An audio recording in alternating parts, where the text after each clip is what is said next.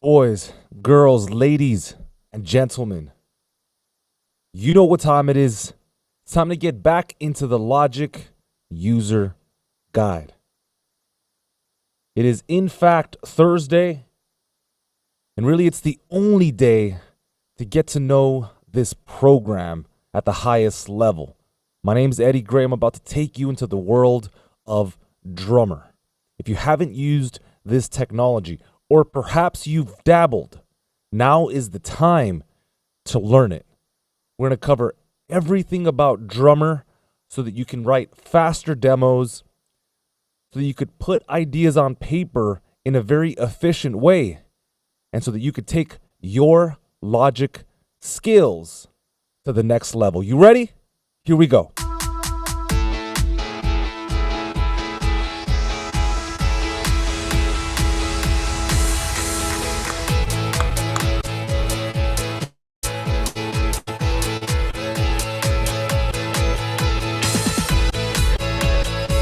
What's up, guys? How you doing? Let's go.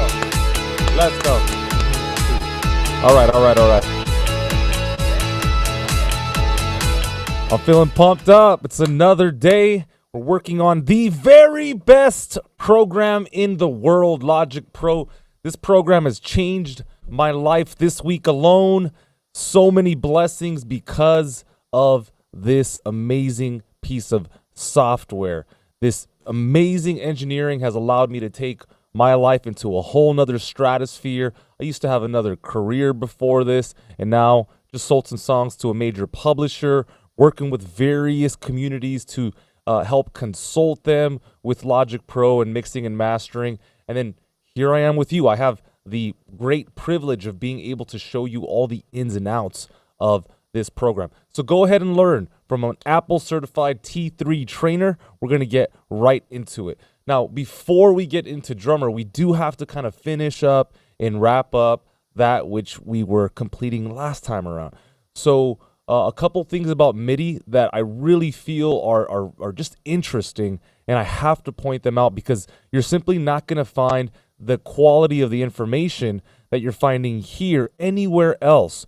And so what I'm going to ask you right now before we even get started is I'm noticing that most of my viewer count is coming from people who are unsubscribed. So look, I ask you to take a quick second and go ahead and sub. It really supports the channel, so I appreciate it. Okay, so here, check it out. Right now we're looking at a session, and I want to go ahead and really maximize on MIDI. There's a couple of things that I saw while preparing for this that I thought, that's going to make a big difference. So I want to show you what those are, okay? Let me just go ahead and organize my screen here. Let's move this out of the way for sure, and then we are home free. So look, when we're talking about viewing multiple regions in the piano roll editor, we've covered this a little bit, but there's a couple of other things that we haven't really been able to look at. So let's say we're looking at this specific MIDI region right here. Okay, and bear in mind, everything inside the piano roll editor is being viewed by its velocity. We can change that, but let's keep it here.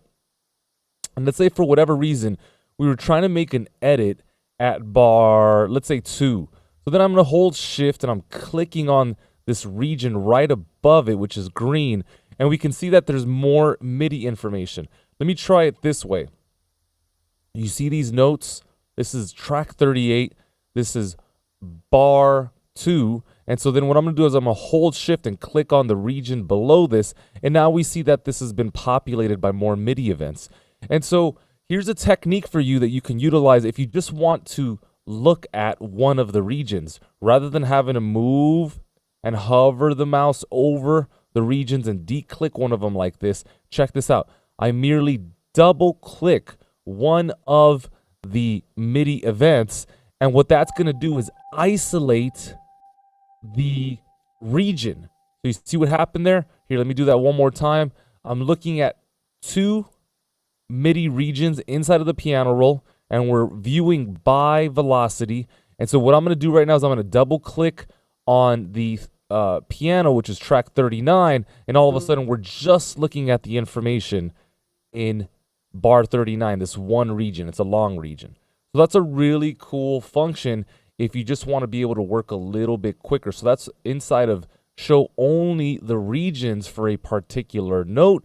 Of course, if you want to return to the previous view, all you have to do is double click the background of the piano roll, or of course just select another region. So again, we're here, we're looking at, different information. I double click, we're just looking at one region now. I double click the background of the piano roll, and then we're back to square one. So again, this is not information you will find anywhere else. And because of that, we ask you to sub. We're trying to get this information to as many people as possible. So if you can help us in that odyssey, please share this video. We really appreciate it. So that's pretty cool. Let me show you how to split chords. All right, so we're just finishing up chapter 10 and we're moving to chapter 11. We've been covering the Logic User Guide for the last couple of weeks. Again, we're not looking at the scoreboard, but we are ecstatic to be able to give you this incredible information. And look, we're on page 408. We can take our time with every little thing, but if it's just something easy to look at and talk about, then I'm going to give it to you quick because I understand that your time is valuable. So with that being said, let's go ahead and select this piano that I just played out a second ago. So here, check this out. Let's just play this out.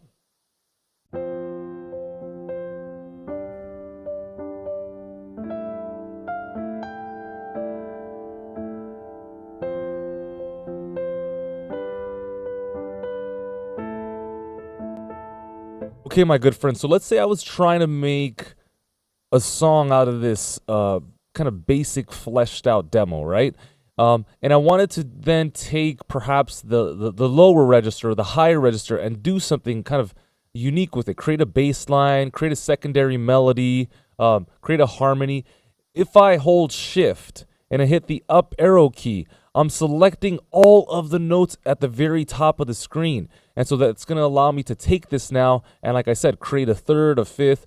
That's one strategy. So that's selecting the topmost notes inside the piano roll editor. If I then hit shift down, look at what happens here, my good friends. We're selecting everything in the bottom, right? You see all of these bass notes. So now you can create a legit bass line based on your chord progression. Now, I am noticing something a little bit strange insofar as this is also recording or selecting rather some notes up here. So I'm not sure what that's about, but that's not really supposed to happen. I just want to throw that out there, okay?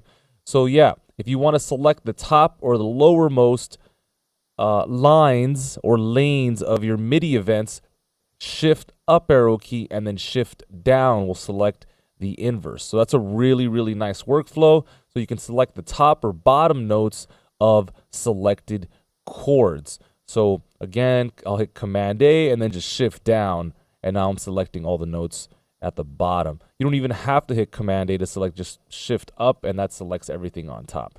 Really, really nice. These commands can be used with regions containing chords to separate the top notes, often the melody.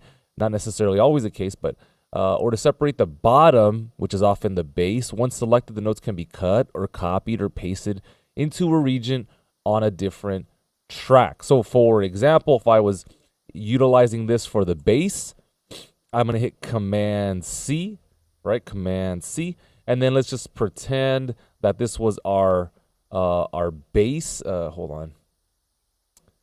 So here's a little hack for you.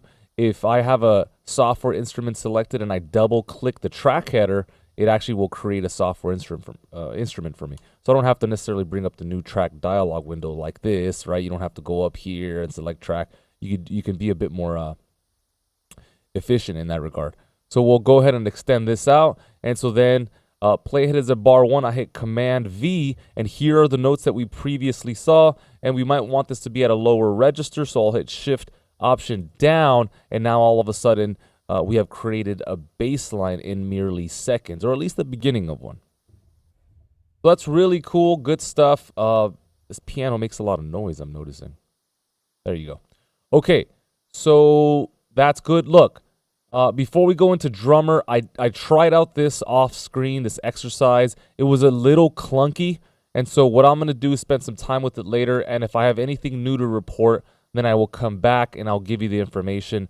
The great takeaway and we've covered it already, is right here. The fact that you can separate MIDI events is pretty fantastic. So let me just give you a quick sense of what I'm talking about. If I play this piano section one more time.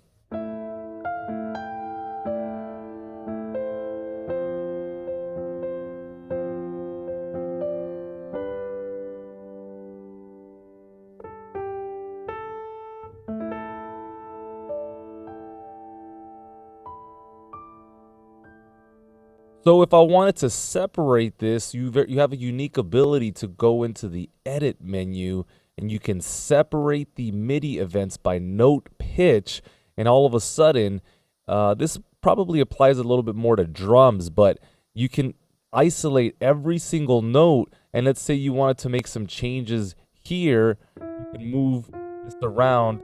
So you have a little bit more clarity when it comes to the parts, as opposed to looking at one MIDI region like this. We can separate by note pitch. Now, just to be 100% clear, these are all the same channel strip. I know it looks like it's 10 channel strips or 20, whatever it is, but if I insert an EQ on track 39, you'll notice that it's instantiated in every single one of these, and that's because it's the same exact track. So don't get it twisted. We're just separating for organization purposes. Roger that? Okay, good. All right. So we're good in that regard. A couple things here about the automation contained in the piano roll.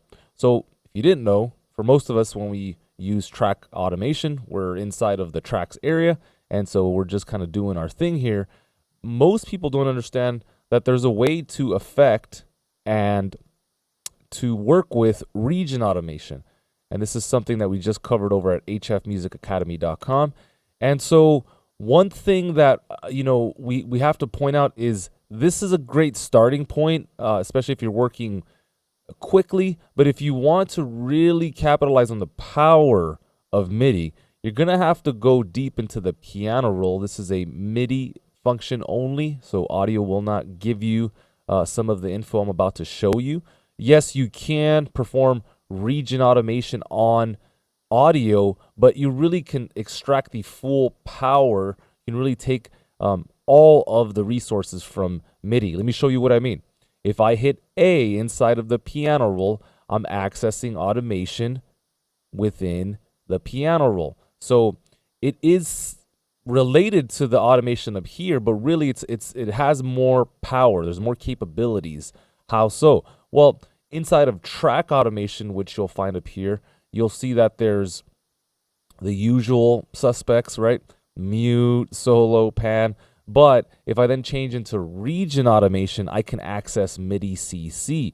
Now we're talking MIDI channels, MIDI volume. All of this can be automated, right? Modulation, expression, which is the composer's kind of secondary volume. All your MIDI CCs available here. Pitch bend, all of it there. Now, of course, if we go into the tracks area, we change this into region, it's here as well. But look at the view, right? Look at the vantage point that you get with this screen, where you're able to really affect note velocity, with the touch of a button. I mean, literally, I just changed that into a crescendo just by clicking one time over and then just selecting this diagonal curve, and then all of a sudden, boom, right? We just kind of, we affected that really in an easy way. So that's what I want for you. I wanted this to be easy. I want you to have fun. I want you to have 2, 3, 4 ways of doing the same thing. And of course, you can adopt more methods, but really, once you know how to do something 2 or 3 ways, there really is no reason. Of course, if it makes your workflow faster, then yes, please adopt more. So that's the difference there. And so that's what this goes over. So it talks about region-based automation. It says you can choose to display either the automation curve or the MIDI data associated with the individual notes. Therefore, with region-based automation, it's possible to have the automation lane in the tracks area showing the curve and the automation displaying the MIDI data associated with each note or vice versa. So let's get into this whole bit. You can use both. That's kind of the the takeaway is we can have region automation here, and we can have track automation up here. So let's dive in a little bit more.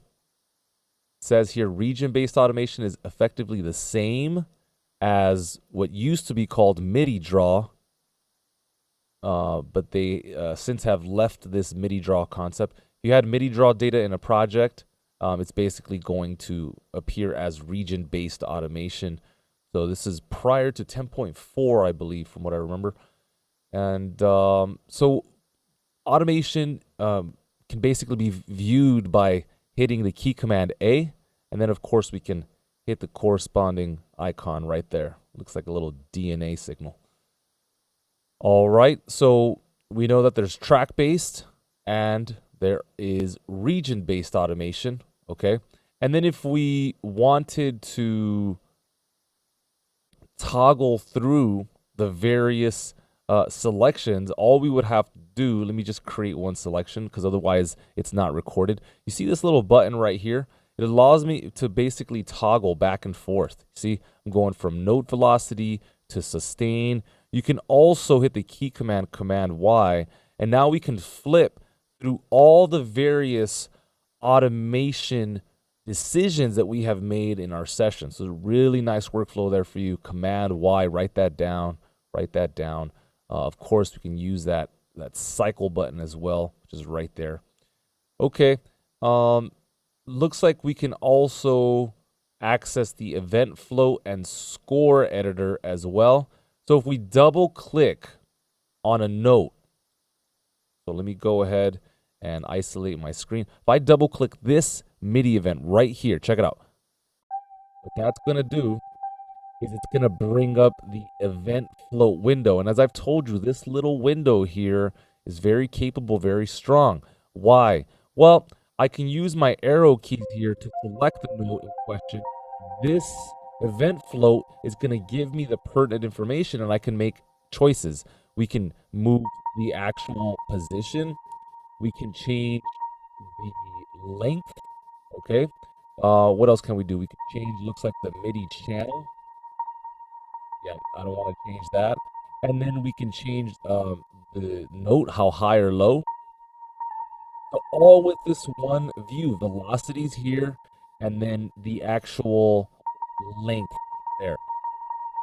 Oh yeah, position, length, velocity, really nice feature just by double clicking on a note. If it doesn't work the first time, try double clicking again and you should see it there. I really like this feature, did not know it existed, and I love it. So if you want to option double click, then you will then bring up the score editor. So let's keep it going here. This is what we're talking about today is chapter 11. If you have been following us, you know we have been covering the Logic user guide at length. We're about a third of the way done. So much more to do, but I'm excited. I really am, because I know that your story will be affected. I know your career will be better because of it, and it just takes a couple of pieces of information to really change the game. That's when my career and life started changing. When I learned the program, I really took the time to sit down and just learn it, right? There was no more excuses. I kind of cut out everything that was no longer serving my destination and my aspirations. And so if you've been finding it challenging to learn this program, I encourage you to stay the course. If you stay the course, you're going to separate yourself from everybody else, and you will uniquely be in your own space, and people will see it. They'll go, oh, I see it right there. Guys, I just sold a ton of songs, really, really great prices. There's a market out there, and it's waiting for you. However you want to do it, that's on you. But I'm just telling you, there's a plethora of options out there, and there's so much abundance. So I want to cover the drummer inside of Logic, but I don't just want to graze through it, okay? I really want to talk about some of the finer details that you're not going to find on any other channel. This is stuff you're only going to find on Resources for the Modern Creative, this channel right here. As always, if you need anything, you have any questions, you'd like to see more content of various subjects, go ahead and email us, support@hfmusicacademy.com. There's a lot to cover here. We're going to dive right in. If you have questions, I'm looking at the comments from time to time. But let's go. We know that the drummer is such an incredible piece of software. I just used it, in fact, on this last track that I sold, one of them, and it was amazing how quickly I was able to draft out a basic working idea, and I'll do my best to actually create a video on it to show you guys. But these are also topics that I cover over at hfmusicacademy.com. I show people my sessions. We get into why it worked, right? We talk a little bit more about the details. But essentially, I had a song. It was like a blues rock, swag rock kind of southern garage rock track. Think Black Keys or something. And I know I needed some, basic backbeat drummer vibe, right? So I just pulled up the drummer, Kyle, and just literally started drafting ideas in seconds. In fact, I should show you this track really quick. When we go on break, I will show you the track. All right, if I space out, just let me know. But what we're gonna do now is figure out how we can pull up a drummer, but also how can we make it sound the best possible. So it says here that you can further influence the sound of the drums and percussion by choosing patches. Now, if you don't know the difference between a patch and a CST or a channel strip setting, patches is the new way to select sound treatment or audio treatment, whereas the channel strip settings is kind of like the older way. Patches have more features. Channel strip settings are pretty simple insofar as they select the instrument and any audio inserts. So if you want something really sophisticated, choose patches. And if you want something a bit simpler, I have a whole system that I teach. We can get into that later. But what we'll do is we'll pull up some drummers, and then we'll change patches to see how much better we can get, or even forget about better, just different, right? How can we change the sound up? So it says here, editing the settings of individual kit pieces. So it looks like we're going to get into Drum Kit Designer and DMD, Drum Machine Designer. Okay, so let's keep it going here. All right. For those of you that do have a touch bar, it looks like there's some extra added functionality. For those of you that do not have a touch bar, I highly recommend a program by the name of Touche. Looks like this. Here's the icon. Check it out. Okay, really nice. You can find it online somewhere. Okay, and it's free. Okay, so when you add a drummer, you get the drummer and you get the patch. So this is kind of what we're talking about. We'll be changing the patch around. So the patch is a mix down, multi-mic'd, either acoustic or electric drum kit. It could also just be a percussionist. That's new to 10.5. These patches are optimized for performance and recommended for uses with the drummer editor. So the idea is we can compose faster and we can edit the performance within seconds, literally. Once you're happy, the idea is to go from the drum kit into a more sophisticated producer kit, which we'll go over. And what this is going to do, it's going to allow you to mix everything separately. So this is kind of one of the perks. You don't have to go into Contact and set up multi-outputs. None of that. It's really simple. Now, another thing that's really cool about this is that you can replace the samples in Drum Machine Designer. And let's see if we can replace the samples inside of the producer kits. And even if you can't replace them, I know we can exchange them for other samples. So that's a perk too. When you use electronic drummers, a track stack is automatically created and it loads with a bunch of different instruments. So you can always have access to all mix options. So electronic drummers, rap, EDM, that kind of stuff is going to give you some more flexibility. So let's get into it. I'm going to take you into Logic. Boom, boom, boom. Yeah. All right. And let's select a drummer. There's a couple ways to do it. There's an actual key command associated in Option Command N. Brings up the new track dialog window. We can go into the main menu bar and select new drummer track, and that'll bring it up right away. There's actually a key command just to kind of get you set up. If you have a touch bar, you'll have some options there. Let's try something that we don't normally try. Let's see, Option Command N. I do that all the time. Let's go to Choose Track, New Drummer Track. And that's something I do all the time, by the way. Track, choose New Drummer Track. I'll just purposefully try something that I haven't tried, just for that very purpose. Now, look, I don't want an acoustic drummer. If you listen to this track that I have pulled up, it's not really gonna work with that style. So let me hide this piano, and let's take a listen to this.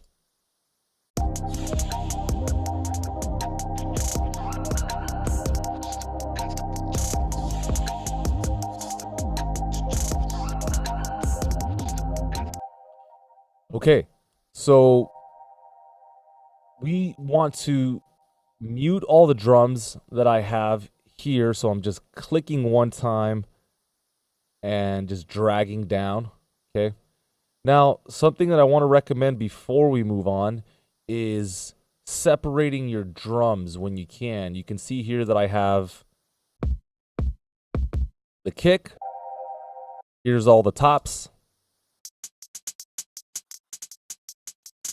Okay, and then finally, everything else with parallel compression. So it sounds really thick and just grimy. Check it out. Good, all together sounds like. We are going to remove these from our session. That was cool. Hold on, something happened there. Oh, sorry. This was MIDI, and then I hit a key command, and this changed back into... Oh, did you guys see that? That was a bug. It just converted over to the pattern format. Oh, there. Wait, is there two of these? Oh, all right, cool. So yeah, you got to be careful with that kind of stuff. I had one of these overlapping with the other one. All right, so let's go ahead and hide all this stuff. I'm holding Shift, Control H hides it. So now we just have the music in effect. Check it out.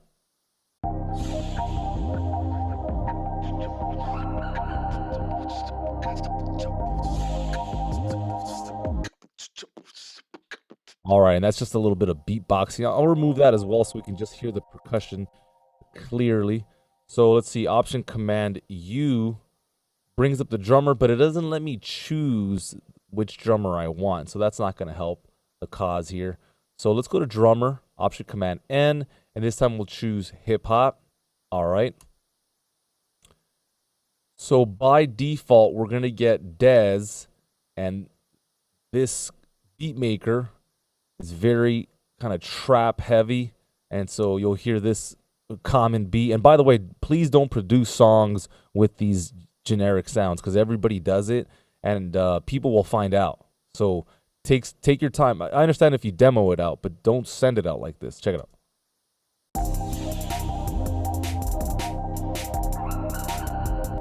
This is where at some point we're going to go in here and replace these samples.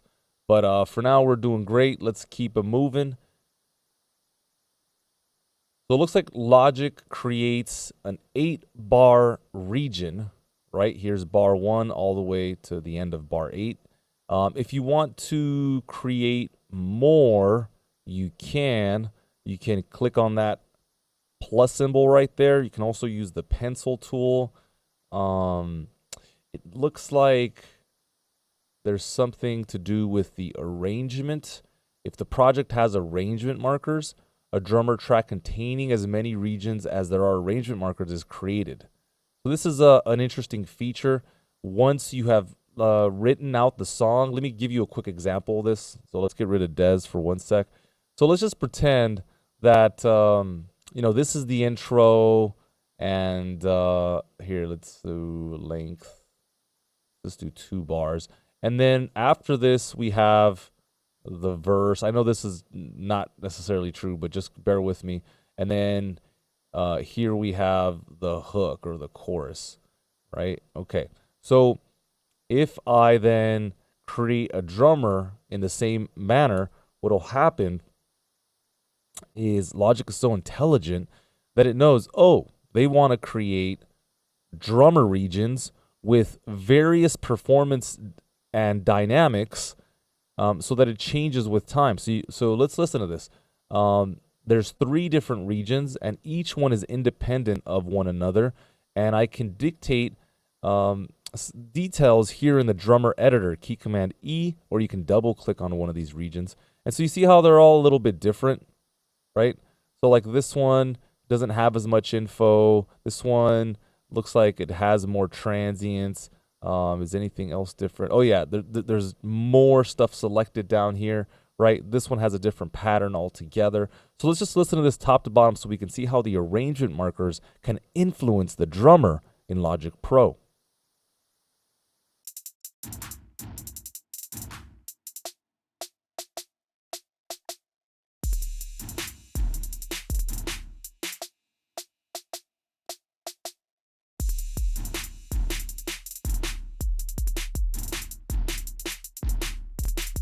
All right, you get the point, right? So everything is evolving and changing because of the arrangement markers. And there's actually a lot more there, but I want to keep going with the Logic User Guide. We know to add additional regions, as mentioned. Click on the insignia. You can control click on an empty space and say create drummer region. So right there. We can also populate with drummer region. And what that's going to do, it's going to fill up the whole session with drummer regions. Well, I guess if I didn't have any here, then it would do that. Here we go, populate with, you see that? So it just depends on if you're doing this on an individual basis or you're populating everything like that. We can use the pencil tool as mentioned, and we can also just option drag an existing drummer region. However, if an arrangement marker exists at this position, the region matches the length and name of the marker. Okay, so we talked about populating. That's all good. Any gaps smaller than 1 bar are not filled. So it looks like there's a mathematical equation going on back here. So it says here the drummer track is filled with regions up to the project endpoint. Well, we see that that's not true because my project endpoint is bar, what does it say here, 129. As you can see, it's way out there. So let me just bring that in. This should be something that you guys do consciously, by the way, is change the project end. So right now I'm at bar 18, right? And if I populate drummer regions, it's only populating that which has the arrangement markers. Now, if these weren't here, I'm curious if that holds true, but I wouldn't know how to actually get rid of them. Maybe if I just do that, but that's just visual, right? That doesn't necessarily mean that they're gone. So yeah, that's an interesting concept there. It looks like they're not entirely covering the information here. So let me try new set. Now there's nothing up there, as you can see. I'll control click, populate with drummer regions, and now that applies. So yeah, this is, as we've been discussing here on the channel, that we need a little bit more information to start to really make the best choices here. So this is only true when arrangement markers are not in the arrangement tab or lane. So I'm not going to ding it, but I just want to point it out. I want to make sure that we understand how that was created. So it says here, any gap smaller than 1 bar. If an arrangement track exists, as many regions as there are arrangement markers are created with the length and name of the region. Yeah, so this is kind of what the point is. But yeah, that should have been said before, I think. All right, working with drummers and drummer regions. So we have drummers in most genres, right? Rock, alternative, songwriter.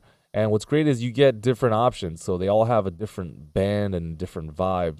So like Kyle is a bit more kind of general, retro rock. Logan sounds has a certain vibe. This guy's like metal. This guy's like punk rock. He plays funk, and this is like Oasis, Brit pop kind of stuff here with Ian. So you get a little bit of everything. The kits change, the performances change. Let's keep going. Drummer editor includes region-based settings. So remember we talked about the difference between tracks and regions. So we can influence each and every region and how complex it is. It can be infinitely complex, or it could just be really simple. A lot of this dictated by the puck. The actual terminology, this is called the puck. You've got the XY axis here. So this is the X axis, this is the Y. The further down you bring this, the softer it'll get. The higher you go, the louder it'll get. Conversely, if you bring this to the left, it will become simple, and shifting that to the right makes it a lot more complex in general. Applies for percussion, all that good stuff. So we can edit these in the tracks area as well, with the exception of regions overlapping. When overlapping, drummer regions always use the no overlap drag mode. So I didn't know that. That's cool. You can't overlap. So one of them is going to take over, that one or that one. That's a pretty cool thing. I never thought of that consciously. Let's write that out. All right, good. So we want to open the editor. We can hit E, hit the scissor icon in the control bar, right? We can select the drummer track, click the editor's button. I mean, there's a lot of ways to do this, as mentioned. And so then now we're going to go into something called the auto select button. What does this do? So it shows the settings for the currently selected region. You can set the drummer editor to auto select under the playhead so that the drummer editor always displays the settings of the region currently playing. Okay, well, that's interesting. So let's bring this up. I'll close the library so we have a little bit more space here. And just by selecting that little button right there, it's enabled. Regardless if I'm selecting this one or that one, we're updating the information on the screen. And let me make this a bit more clear. So this one is all the way to the left, and this one's all the way to the right. So this reminds me of Link, right? Remember the piano roll? We covered Link. It has a very kind of similar touch to it. Let's see if there's any differences in general. If I turn this off, let's see. If I turn this off, this is still being updated, so I'm not sure what the difference is. Well, let me press play and then we'll find out. Here we go.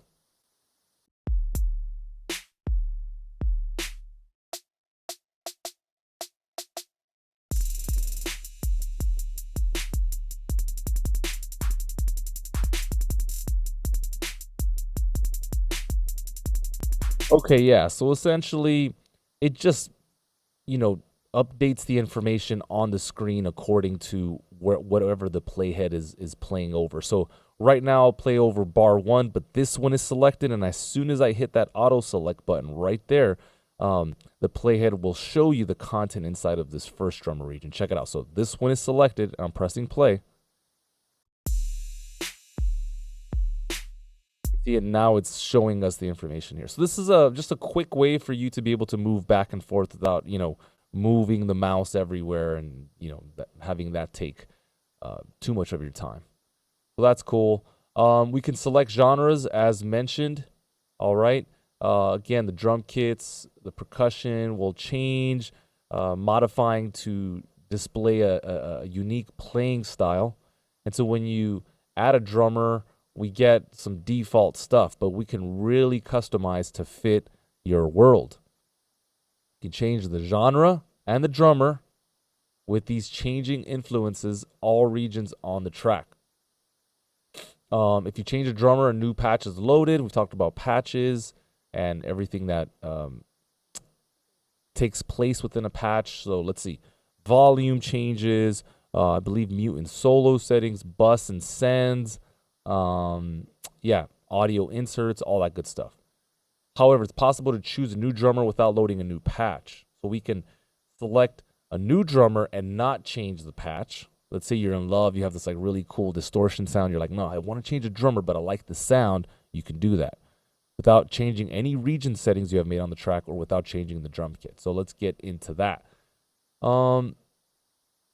Yeah, so bunch of drummers as mentioned. If you want to select another drummer, it's really as simple as just going up here, and instead of selecting Dez, you would select Anton or Maurice. So it says here, hey, changing the drummer is going to replace the settings. To keep these changes, select keep settings when changing drummers. Okay, so let's try that really quick. I want to keep all my settings. Okay, so I click on this action item menu, keep settings when changing drummers. And then now when I select, let's say Maurice, right? Maurice is playing this now, but all the settings are intact.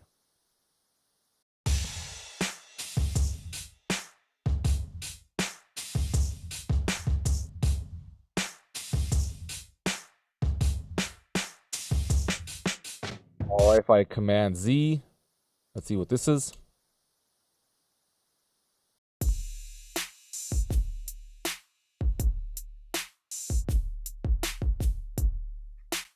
See how we kept the performance? Of course, all the sounds changed. So that's how that works.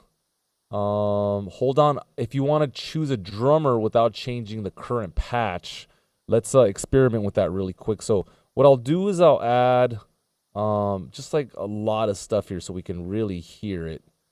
And let me just add, where's my EQ at the bottom here?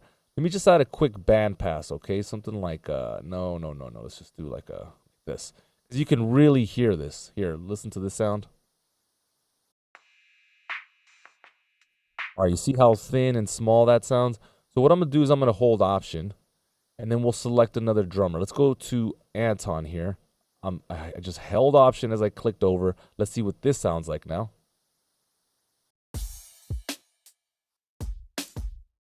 So it's the same part, but it looks like it did change the patch. So what is the deal with that? Here's Command Z, and then again, hold on Option while choosing a drummer.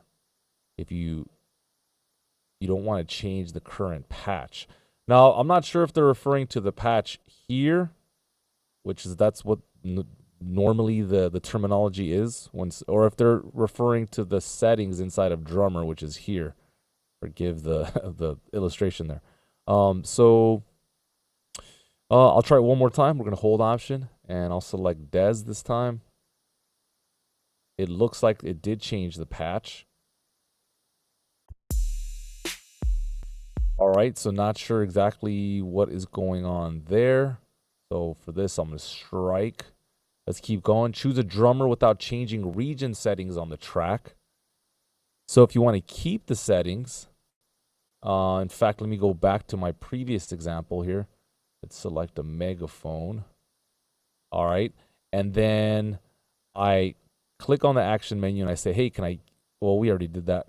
Let's see if this works a little bit better than what I previously did. Let's select Maurice.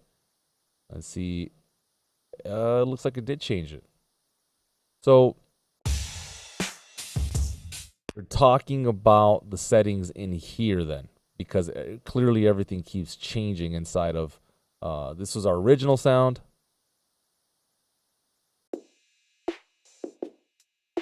Yeah, so they're talking about everything in here, not this, but this. Here, let's try this one more time. I'll select Anton. Yeah. So you see how everything is the same in the drummer editor. See, that needs to be cleared up too, because that we're using the same terminology for different parts of the program, and that can get confusing. Again, there's patches inside of the library, and then now they're referring to drummer patches. And so, yeah, that should be cleared up. So I'll hold Option, I'll select Dez this time, and everything should remain the same. Yes, I can see that here. Cool. All right.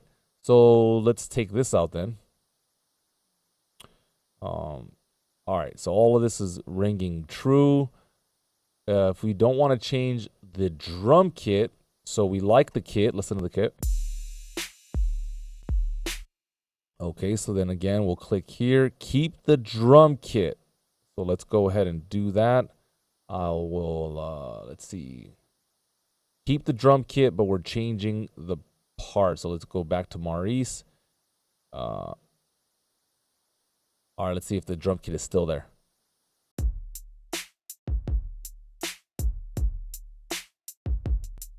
Not sure if that's the same one. It doesn't sound the same. Let me hear it.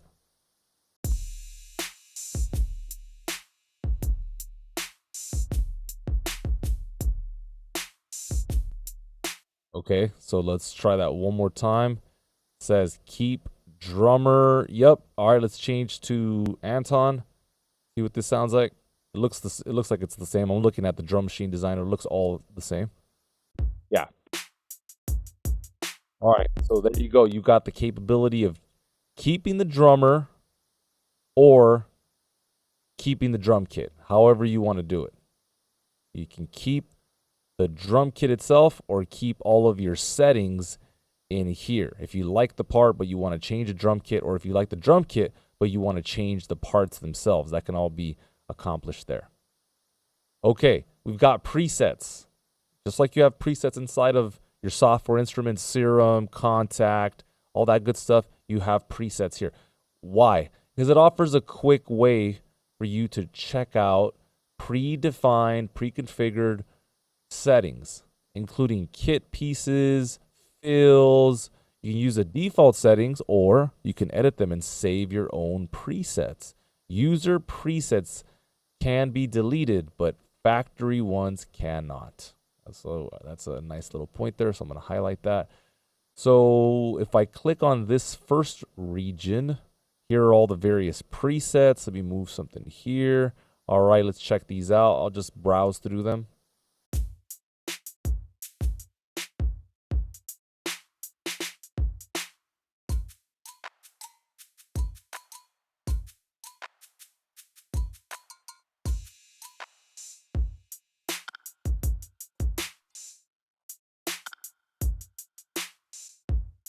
So you can see how everything is changing over time when you select the presets. Again, you can save your own presets.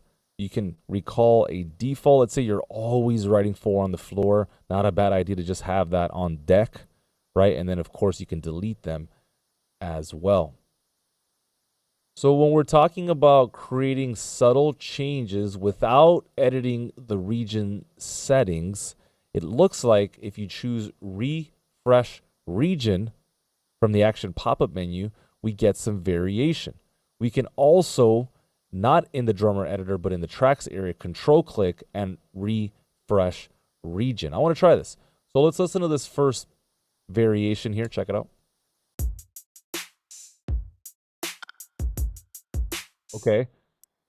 I click there in the action gear menu, refresh region. Oh, okay. You see that some stuff moved around. I should probably focus on this a little tighter. And by the way, let me see, is there anything else to mention here? Yeah, if you want to also access the editor, if you click on their picture here, you can also open and close that as well. Okay, let's close this. Let's listen.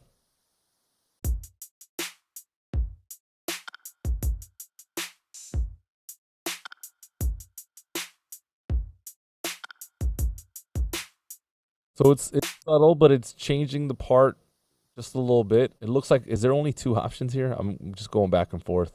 It looks like there's just an A and a B version. I don't know if that's intentional or not. I doubt it. But here's one version where that transient moves there. Looks like a kick to me. And then I go back and now it moves there. So let's listen to this. Yeah, so the kick is there. And then when I refresh that region, the kick, hold on, do that again. Oh, no, now the hi-hats are changing. So it actually is giving you more than one option. Okay, that's pretty sweet. I like that. Just giving you a little, there's the kick there, just moved over. Listen. Okay, so that's pretty sweet, right? Overlooked, I'm sure. I'm sure that's something that not a lot of people use or know about. And of course, we can also control click the drummer region, and then you can go into edit and apply the same kind of thing. So control click, we go into edit, refresh region right there. Awesome. Okay, what else you got for me? We want to save this. I showed you how to do that in the action pop-up menu. We can delete there as well, recall a default as mentioned. Okay, we want to edit the drummer's performance. We can do that by way of the hockey puck here. Okay, we talked about the XY slider, but we can also add or eliminate drum pieces. This would include percussion that's up here. Okay, and then here you have kind of various performances. It's almost like different takes. Like this one's a little slower, this one's faster or harder, and so you can access different kinds of performances. My favorite feature is right here. It's called follow. Let's see if they cover it. We went over the XY pad. So the farther to the right, the more complex, right? The higher, the louder it becomes. We can choose patterns of all sorts by clicking through these presets. I wouldn't even call this a preset. I would just call it like a part. So for example, listen to the kick and snare pattern here.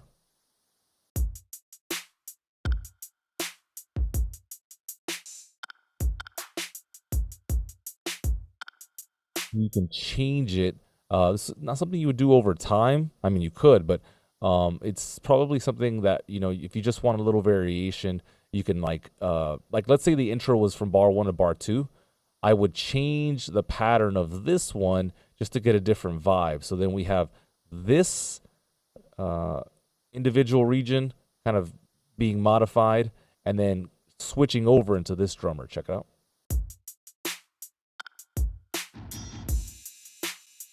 That makes sense? Very cool. Let's go, guys. Hope you are feeling great. It is Thursday. I'm super happy about being here. This is amazing that we get to do this week in and week out. I love it. I love it. I want you to grow. I want you to experience this on a whole nother level. If you want to add or eliminate various pieces, you can mute, unmute them just simply by selecting them. It really is incredible. And I believe that this is the future of music. I called it first, right here, automated music processes. Everything just happening by itself, for itself, and you know, you're just guiding the AI. So if you want a double time, if you go to the end of the kick snare pattern, this is where you will find that. In fact, I will highlight this for you just because I love you guys so much, and I know you're subbing and sharing, and you're hitting that like button every time. And again, it means a lot to us, right? We don't take it for granted. This is why we're here. Make sure that you guys get the information you need. So we're looking at the screen here, and when I go over to the far right, we have a unique ability to hit that follow, and now you can follow various tracks in your session. So I'm not going to necessarily do that now, but this is how you change the patterns. All right, now let me share back, bring you in here. Boom. Why did that move? One sec. Boom. Okay, so where is... It says here, if you want to choose half or 2 times at the right end of the... for acoustic, snare, and drums. Okay, so that's why we didn't see it with the hip-hop drum kit. So if you had an organic drum kit, right now I have... right, hip hop and electronic are synthetic, or you know, they're drum machines. But if I have like an R&B or a songwriter or whatever, let me just go to rock to make this simple. Here's another drummer, and I'll go ahead and hit S. And again, if I go to the far right, we can see that I could change the pattern to halftime and double time. So this only applies to acoustic kits. All right, my good friends, let's keep it going. Looks like we can adjust the snare brush technique. This is so useful. I'm actually mixing a song right now where I might actually be able to utilize this. So let's go. When using a drummer who uses snare brushes, the brush sweep or brush tap checkbox appears under the kick and snare slider. Very cool. Selecting brush sweep enables a swirling, if you guys know jazz and all that good stuff, sweeping brush technique reminiscent of percussion fills. Selecting brush taps enables a gentle tapping snare brush. This is awesome. So again, there's a little checkbox. So look, if you're looking for this, go ahead and check out Austin. Okay, so that's the drummer right there. He performs brush taps. However, Tyler is chosen. It becomes the brush sweep. So here we go. Gold mine, Austin and Tyler. Let's go. So this is a rap song. I'm gonna leave that as is, but I'm checking out Austin and I'm checking out Tyler. Where are you guys at? You can run. Austin and there's Austin. Oh wait, was it Tyrell? Did I say that wrong? Yeah, I'm sorry. All right, cool. Austin's right there. Root, brush. And so let's listen to Austin do his thing.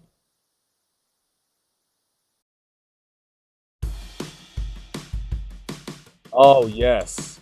Let's go! I love it. Check this out. If I turn that off, different quality of sound. They're using actual drumsticks, where here it just sounds a little bit more chill and relaxed.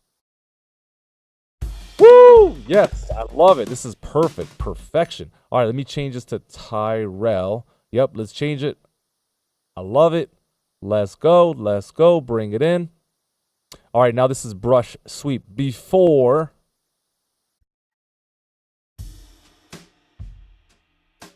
so it sounds like he's still using the brush technique, but now listen to the difference here. It's a beautiful day, guys. I love it. I love it. Thank you so much. This is awesome. So look, you want to increase or reduce the fills in your track, you can do that. All right, let me go ahead and get rid of our good friend here. You can do that. So right here, this first region, I'm going to hit E. You can also hit the editor up here in the control bar. I'm going to say, hey, I want fills to the max. Let's go. Give me a crazy fill. You ready? Here we go.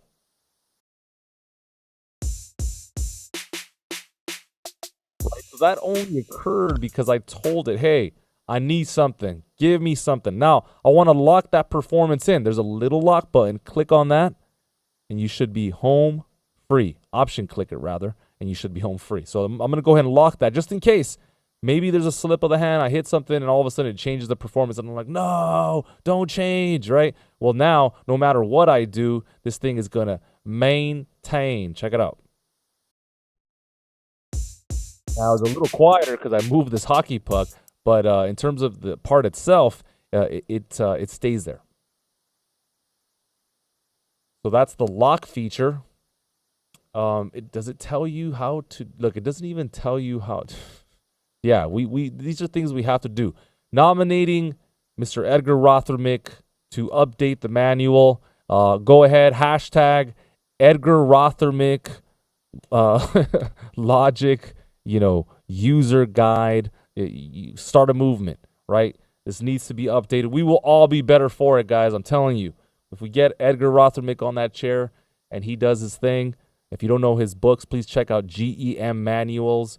I owe him a lot in terms of my education. I'm actually part of his Patreon as well, so if you want to support him, please do. Incredible, incredible man. We actually have an interview with him on this channel, so you can check the backlog and watch that interview with Mr. Edgar Rothermick. All right, cool. So look, we can play with swing, right? We talked about swing at length, all right? So you can lock that as well if need be. But look, if you want to the swing to be determined by 8th or 16th notes, you can do that. I will warn you that one time I was playing, let me see if I could remanufacture this again. So let me play this out.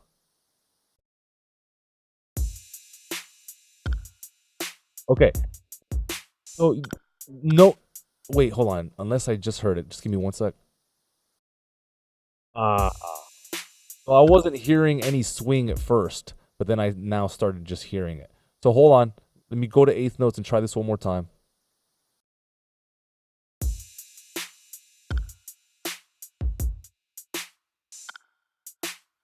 Okay.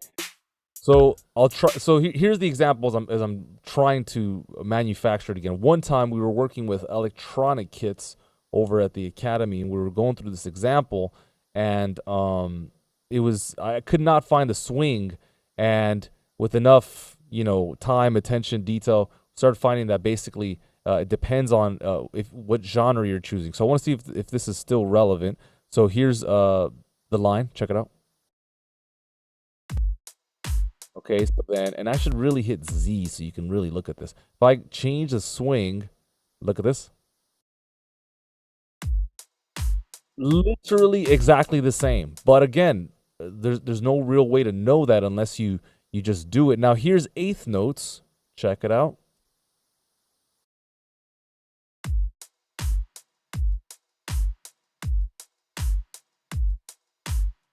And now you're hearing that swing. So as a big disclaimer, if you're using electronic kits with a value of 16th, you're probably not going to hear the swing. I think it depends on the BPM, but truly I have not done that extensive knowledge. I just know that I don't hear it when I get to 16th notes. If you have anything to add, please hit me up in the comments.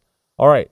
Look, we could change all of these various settings inside of the acoustic drum performance. Did I keep our good friend Kyle? Is he still around? Okay, we have some other drummers here. So let's mess with Tyrell here. Boom, Command U, create cycle locators. So let's say we go into the details tab, bottom right here. All right, so then now I get to play with some more information, right? The feel, the ghost notes. We've talked about feel quite a lot in this series, right? Is he playing in a kind of lazy, chill way, or is he playing in a hurried, I drank too much coffee way? Ghost notes. If you want to hear a little bit more action and decorative snares in between the parts, you can use ghost notes. So here's no ghost notes, 0.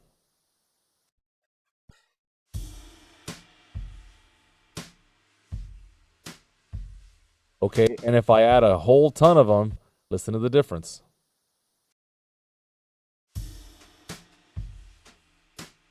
Do you hear that?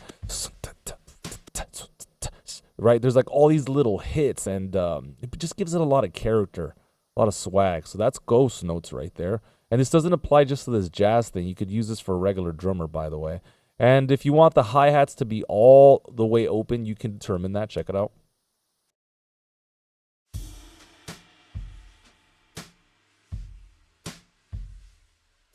So it doesn't really apply to this guy in all fairness because it is a jazz thing. But here, let's go to Kyle, and you'll hear what I'm talking about.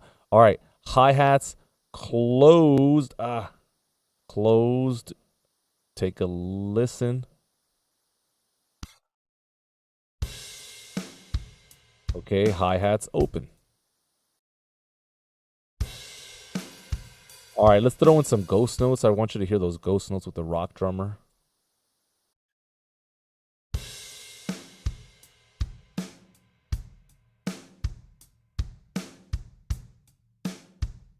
Not really hearing it. Let me hold option, select Logan. Yeah, change drummer. All right, hold on. Let's so here's no ghost notes. Okay. Do a lot of ghost notes. See, I didn't see anything different.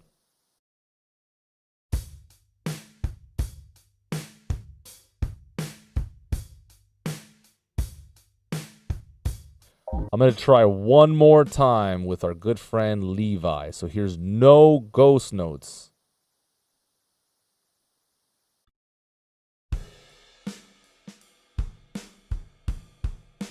Okay, now a ton of yeah, I see him now. Check it out.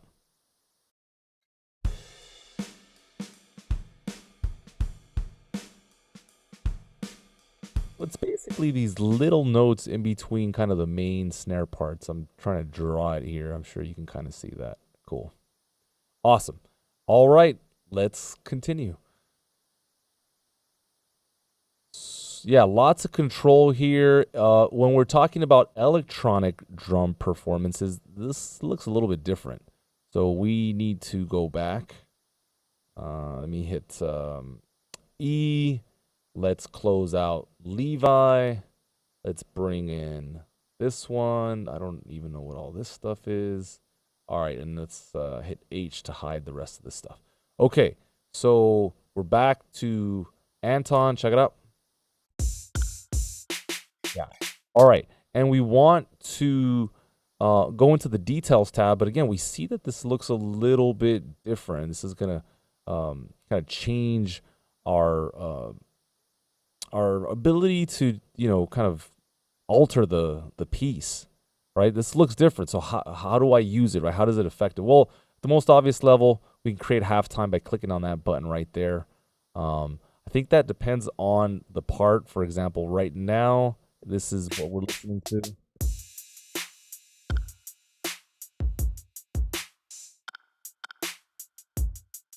So right now, nothing is happening, I think, because we're kind of in this mid-tempo.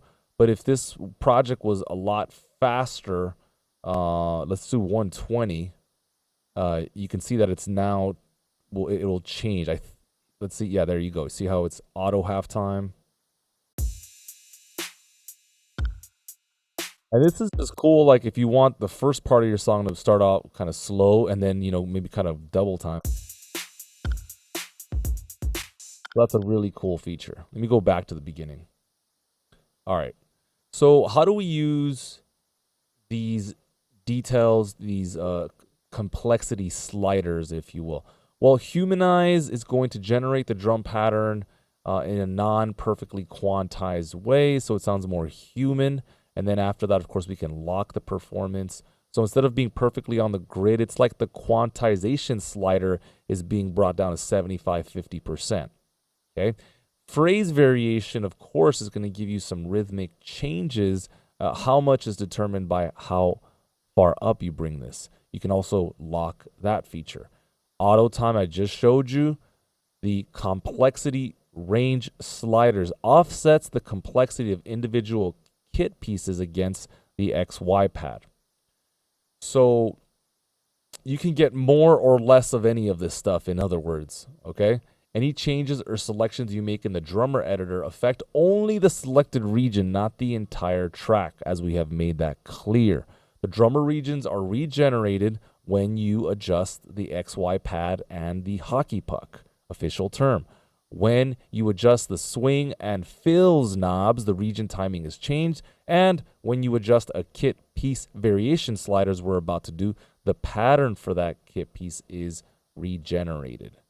All right, so let's go ahead. Let me just hit. All right, let's go ahead and play with these sliders. Again, we didn't get a lot of information, but this is why you're here, because we're going to figure it out. So probably the easiest place to start, I would say, is probably the kicks.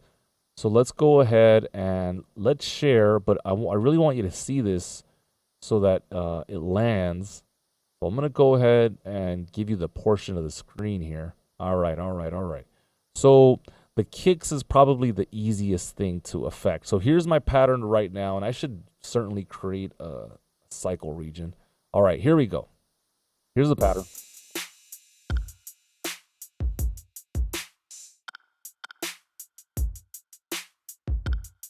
Okay, so merely by doing that, and I should probably, I can stretch this out. All right, good. So you guys are really going to take this in.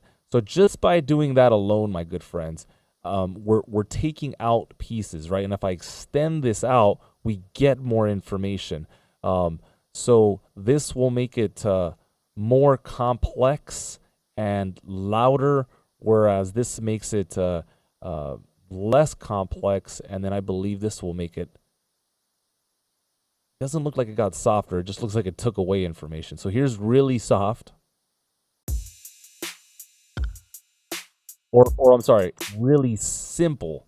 So I don't think this has to do with loudness at all, because I didn't notice any loudness changes. What this has to do with is just complexity, right? So look how complex this is. We're just looking at the kicks and listening for the kicks. So if I take this slider and bring it over here, this is kind of like simplifying it. Check it out. And then if I take this slider and bring it here, it's simplifying it even further. Check it out. Right, there's no more doom. There's no more double kick there. So these complexity sliders are simply offsetting the complexity pad. So it's just kind of changing the dynamics between the XY pad here. So go ahead and play with it. I think it'll make a little bit more sense. So here's what I'm going to do. I'm going to simplify the kicks. We're going to leave them like this. And then now we're going to look at the hi-hats, okay? So listen to the hi-hat pattern now.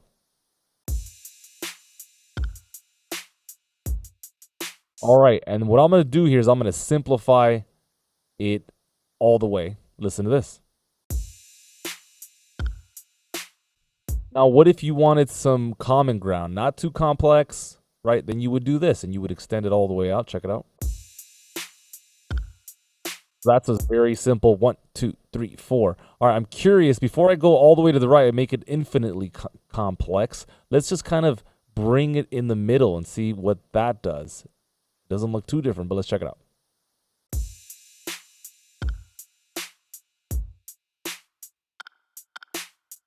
All right. Yeah, it looks pretty much the same as before. And then now here we get some extra added bonus features. Check it out.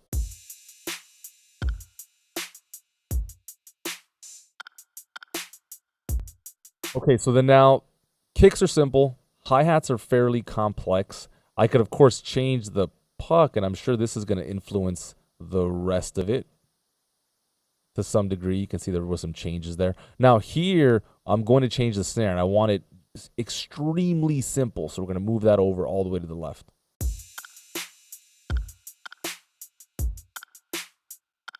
All right, here's kind of the in between. It doesn't look like much changed.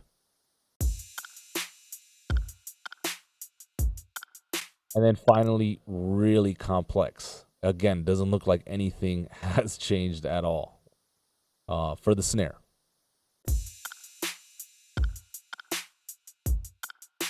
So it looks like the pieces really being affected are the kick, the hi-hats. Snares, again, look exactly the same. I didn't see any difference whatsoever with the snares.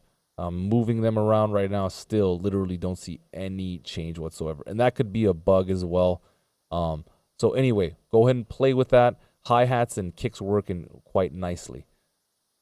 Let's get right back into it. Eddie Gray reading the Logic user guide. Hopefully everybody's well out there, aligned with highest selves. Just feeling great, right? Feeling good. Grateful that we get to have this time and to be better, right? Come out of this whole thing just being better. Just make sure that no matter what happens, no matter how this turns out, right? All the noise, you come out better. Okay, let's get back into it here. I don't know where Logic is on my screen. We're going to find you. There you go. Awesome. All right.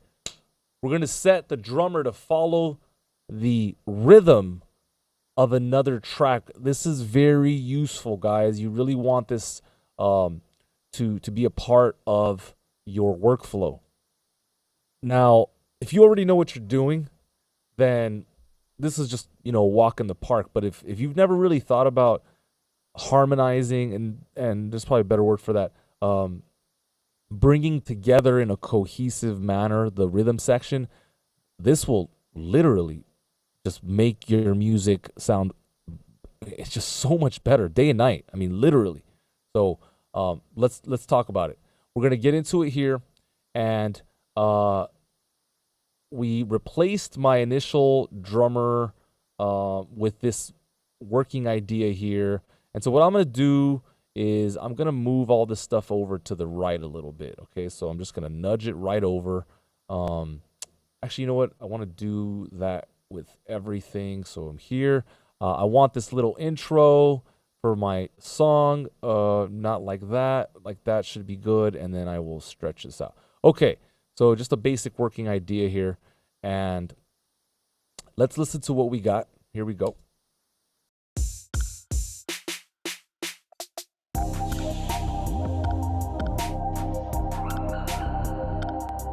Again, I'm looking forward to changing the samples on this Logic stock drummer. But that's kind of the working idea. And based on the technology, right now it's not following anything, but it can. And so I have kind of put together this elaborate, it was just an experiment, to be honest, where I used two basses, one in mono, one in stereo. But here's the bottom line, is I'm going to get this one to follow the stereo. So I'm double clicking. And then I go into the drummer editor and I say, hey, here's what I want. I want the kick, the snare, the claps to follow the stereo bass. All right. I could very well just do the mono, but again, this is a bit of an unorthodox situation. So let's see what exactly happened. Did anything happen? Let me hit Command Z. Maybe nothing happened. Okay, definitely we saw some changes there. Okay, so when I go here and I go to stereo, let's try mono this time. I'm just curious. Okay, so we see the same changes. It's the same part. Let's go. Let's try. You ready? Here we go.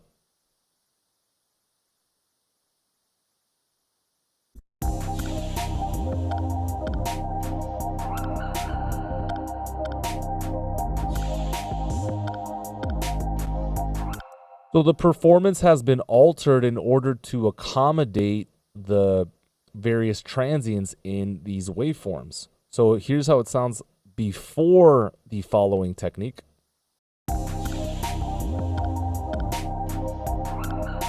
Right, it's not considering the changes, the parts, like where the kick should land. And then when we turn it on, when we turn it up, we see that it changes the way that it expresses itself. Check it out.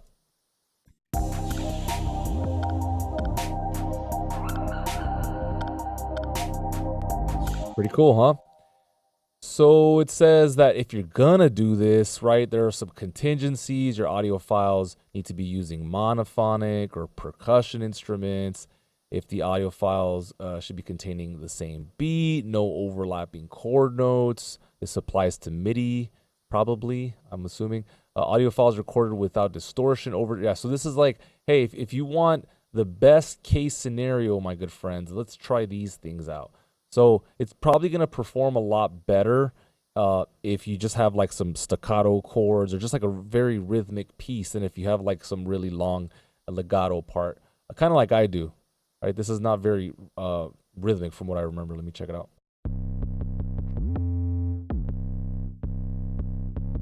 Actually, no, that works quite well because it's really going to follow all those pieces right there. Here, check it out. So it's following it right now.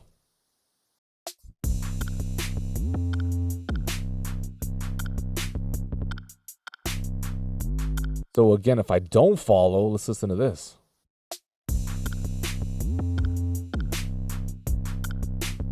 Yeah, it sounds okay. It's just not as locked in. Whereas here, I mean, this thing is literally hand in glove, right?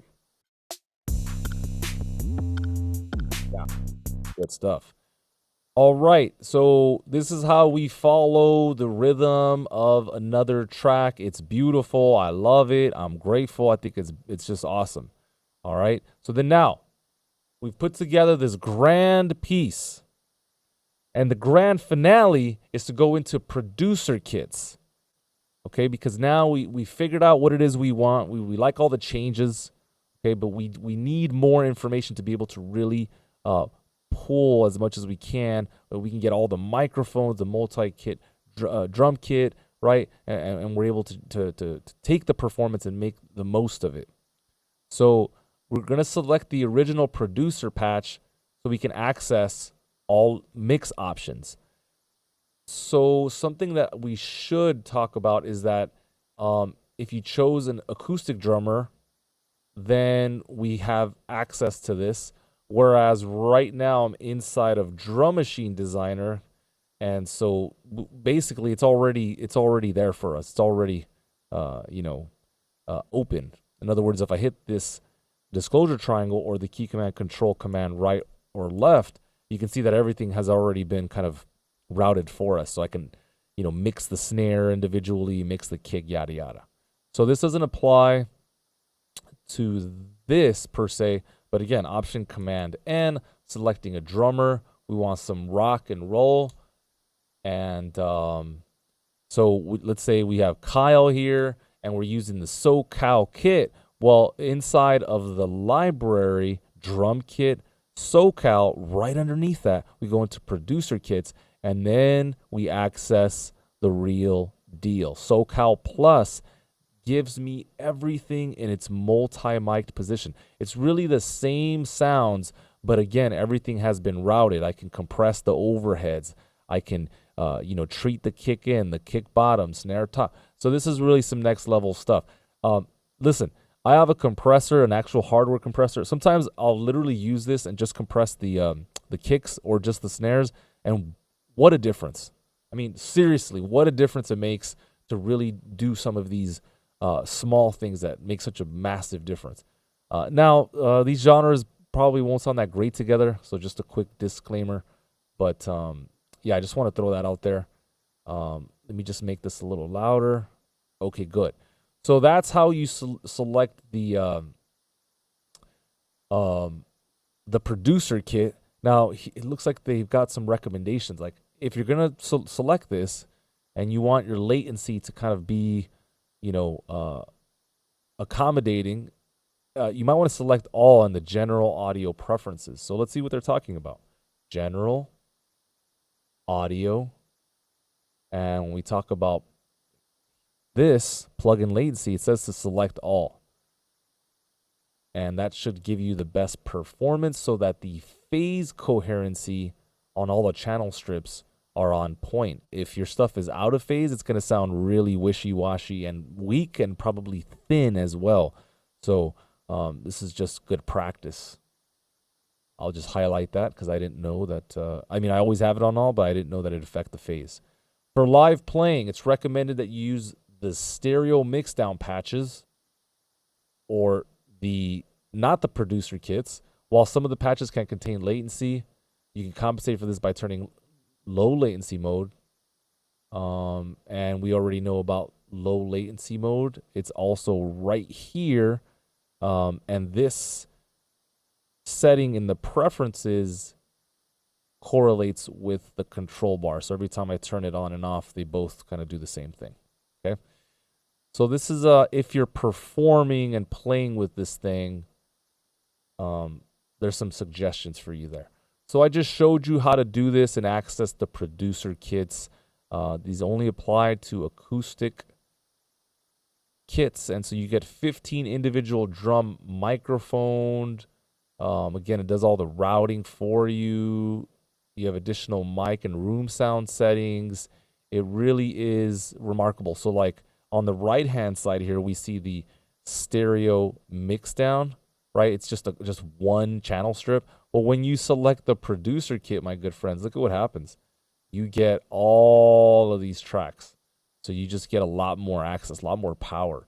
Not a bad idea to start with the stereo mixdown kit, and then when it's time to mix and really get into it, then you can transition to the producer kit.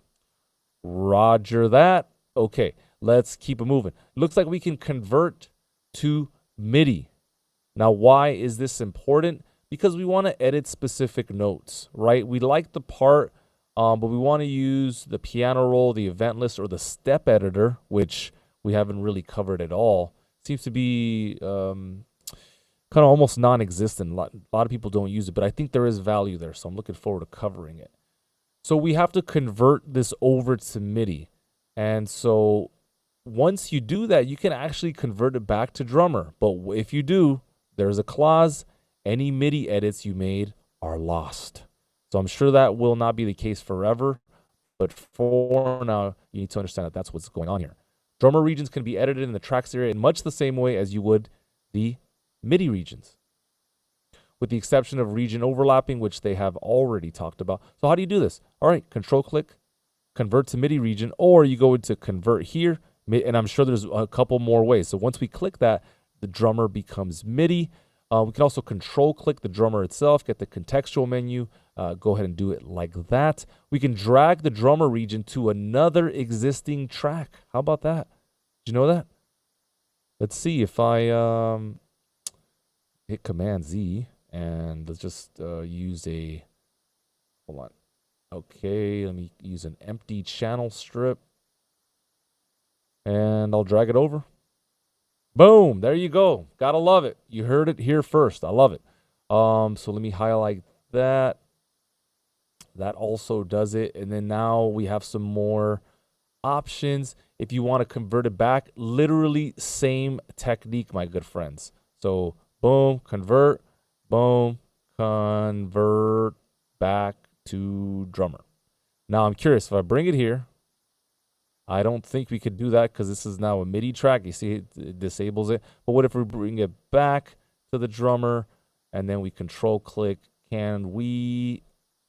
Yes, we can, just like that. But again, all of your edits will be lost. Oh, all right.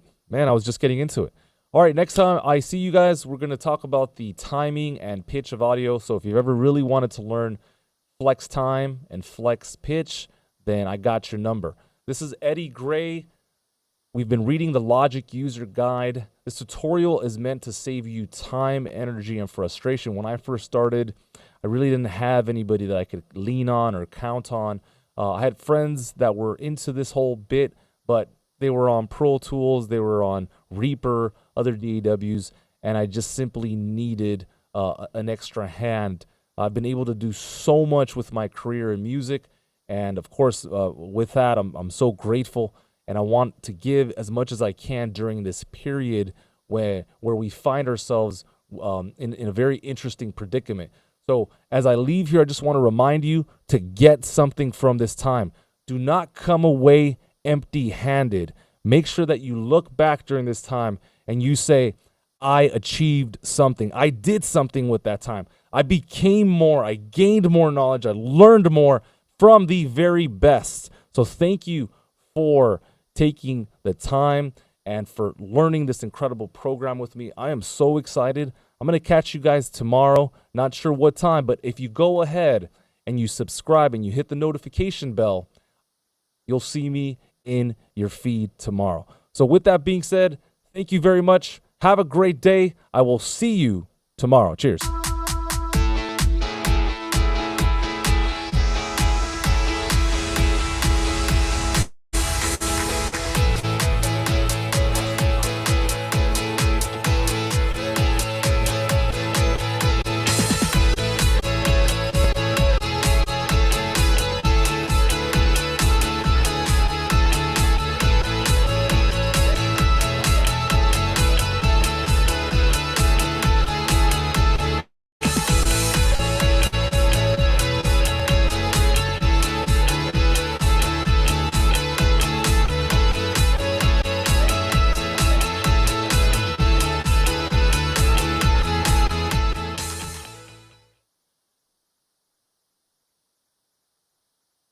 Let's go!